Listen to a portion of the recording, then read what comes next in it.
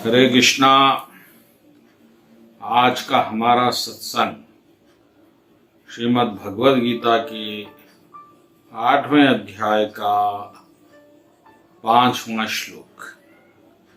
भगवान कृष्ण कह रहे हैं कि जो भी व्यक्ति अंतकाल में मेरा स्मरण करता हुआ इस शरीर को त्यागता है वह अवश्य ही मुझे प्राप्त होता है, इसमें तनिक भी संदेह नहीं। तो इस बात पर ही आज की सत्संग होगी कि भगवान को पाना है और अगर कोई निश्चित उपाय चाहिए जिसमें कोई डाउट ना हो, संशय ना हो, तो वो है यह श्लोक। भगवान कृष्ण कह रहे हैं कि अंतकाले च मामेव, यानी जो मेरा स्मरण करता है मृत्यु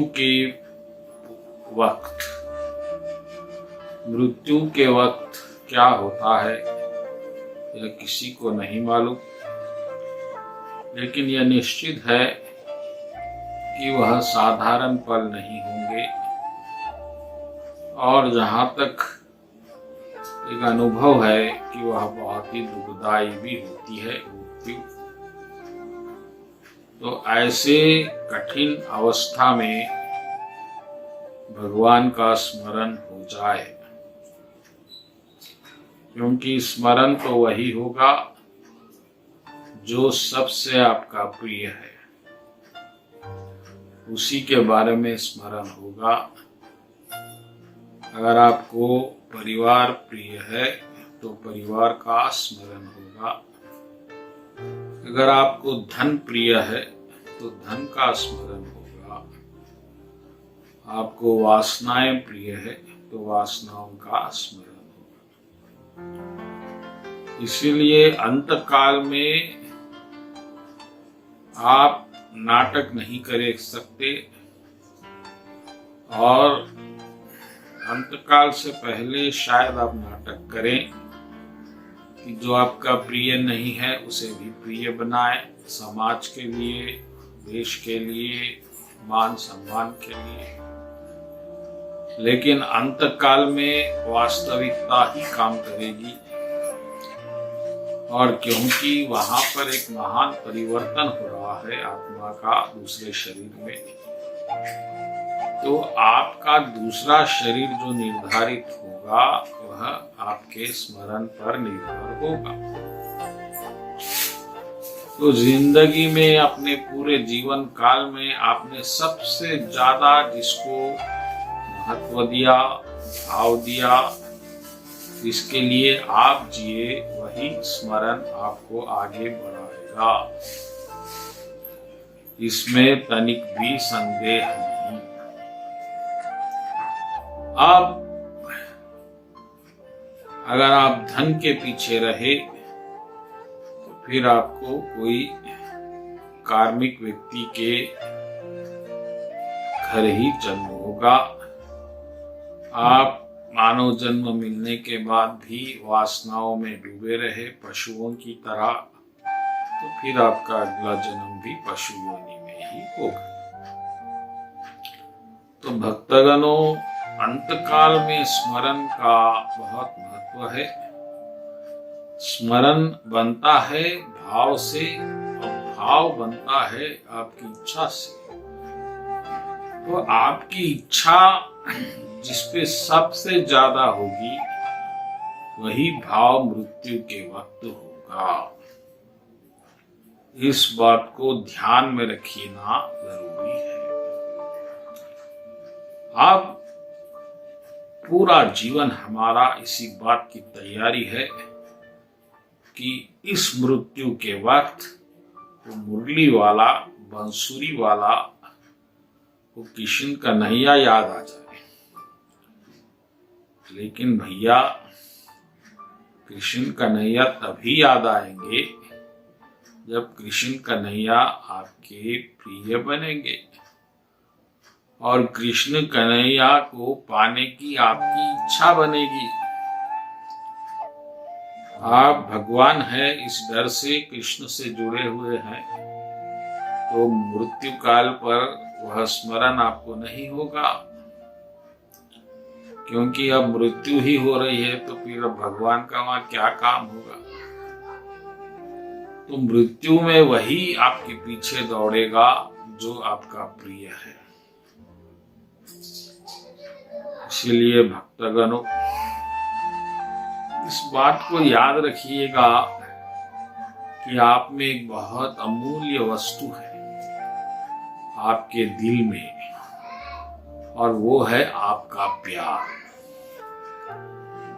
और ये दिल में इतना प्यार जो आपके भरा है, वह किसी पे लुटाना भी जरूरी है। तो वह प्यार अगर आप इस संसार पे लुटाएंगे तो फिर आपको संसार ही मिलेगा, वही स्मरण होगा। लेकिन यही प्यार आप कृष्ण कन्हैया पे लुटाएंगे तो कृष्ण मिलेंगे, सीधा गणित। इसीलिए भक्तगणों, अपने हृदय का पूरा प्रेम प्रभु को अर्पित कर दीजिए, बाकी सब इस दुनिया को दे दीजिए। इस दुनिया को आपसे प्रेम नहीं चाहिए, आपका धन चाहिए, आपका श्रम चाहिए, आपकी सहायता चाहिए, कुछ भी चाहिए, मगर प्रेम नहीं चाहिए। तो जिनको जो चाहिए आप वो दीजिए, लेकिन आप में जो अमूल्य वस्तु है प्रेम, उस पवित्र प्रेम को सिर्फ प्रभु के लिए बचा के रखिए।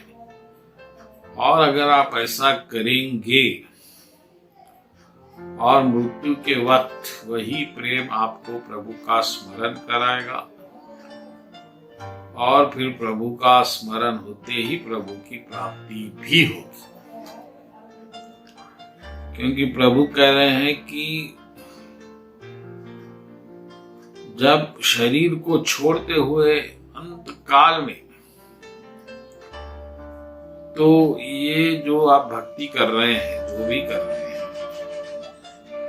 माले जप रहे हैं, मंदिर में कीर्तन कर रहे हैं, कृष्ण सेवा कर रहे हैं, गुरु सेवा कर रहे हैं, गौ सेवा कर रहे हैं, ब्राह्मण से, ये सब सिर्फ इसलिए है कि मृत्यु के वक्त आपको कृष्ण भगवान का स्मरण हो।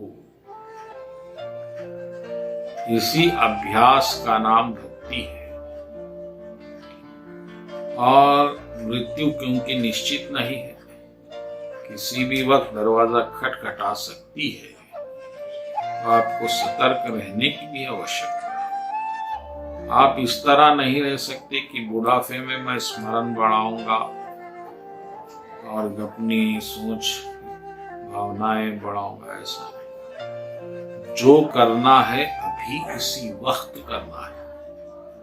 आपको उसी वक्त स्मरण में पूर्ण रहना है, ताकि मृत्यु आ भी जाए आपके द्वार पर तो आपको कोई परेशानी ना हो। इस बात का ध्यान रखिएगा। अब एक सतर्क भक्त जो होता है वह इसमें कोई रिस्क नहीं लेता, वह इसी क्षण को मृत्यु का क्षण समझेगा और पूरी तरह तैयार रहेगा कि मैं कृष्ण लोक जाने तैयार हूं। अपने सारे बंधन काट के, दुनिया को भूल के, एकमात्र प्रभु को हृदय में बसा के, अपने हृदय का पूरा प्रेम प्रभु पे लुटा के, वह हर वक्त सतर्क रहेगा, वही कृष्ण के पास जाएगा। कहीं भी चूक हो गई भैया तो फिर एक जन्म और इंतजार करना पड़ेगा। इसीलिए इस कठिन एग्जाम के तैयारी में भक्त लोग लग जाइए और इस 5वें श्लोक को याद रखिए, 8वें अध्याय की। मैं तो कहता हूँ रोज इसको एक बार आप पढ़ ही लीजिए, उसमें क्या बुरी बात है, 1 मिनट में हो जाएगा। अंत काले क्षमामेवा स्मरण त्वा कलेव सा प्रयाति सुमद्भावा। मुझे प्राप्त होगा, मेरे भाव को, मेरे प्रकृति को प्राप्त होगा। बड़ी उपलब्धि है। तो मृत्यु ही आपका वैकुंठ का द्वार बन सकती है, और मृत्यु के सिवाय आपके पास कोई द्वार नहीं है।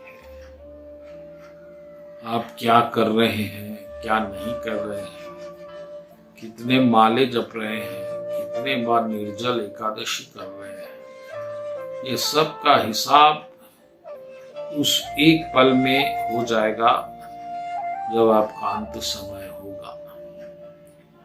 अंत समय में ये सब करते हुए आपको प्रभु का स्मरण हो गया उस वक्त, तो फिर आपकी एकादशी सफल हो गई, आपका नाम जपना भी सफल हो गया। और ये सब करते हुए भी आपको फिर माया का ही स्मरण हुआ या कुछ और स्मरण हुआ, परिवार का, धन का, बेटे का, बेटी का, रिश्ते का, देश का, काल का, खेल का, तो फिर आपको एक जन्म और प्रतीक्षा करनी होगी। इसीलिए समय बिल्कुल नहीं है बच्चों। ये आज इस वक्त इस क्षण आप तैयार रहिए कि हमको कृष्ण लोक जाना है। और क्योंकि जिस तरह एक अच्छा विद्यार्थी परीक्षा के लिए तत्पर रहता, हर वक्त तैयार होता है, वो पूरी तरह अपना कार्य करा हुआ। हमको क्या करना है बोलिए, खाली कृष्ण को याद रखना है बस। इस तरह आप तैयार रहिए। और कृष्ण कह रहे हैं और एक बात कि याति नास्ते त्र संशय, अब कोई डाउट्स नहीं, इस बात में तो कोई डाउट। अब दूसरी बातों में ज्ञान तर्क वितर्क करेंगे, लेकिन इस बात में कोई संशय। इधर आप याद करें, उधर कृष्ण लोक चले, बीच में कोई रुकावट नहीं।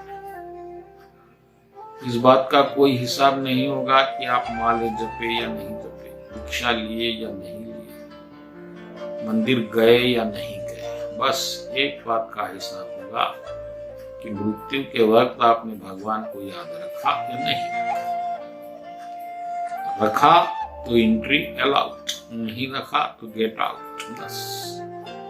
इसलिए बी केयरफुल, एक एक क्षण का हिसाब रखिए, हर क्षण प्रभु में पूर्णतया डूबे रहिए, तभी होगा आपका जीवन सफल। बोलो कृष्ण कन्हैया लाल जी की जय।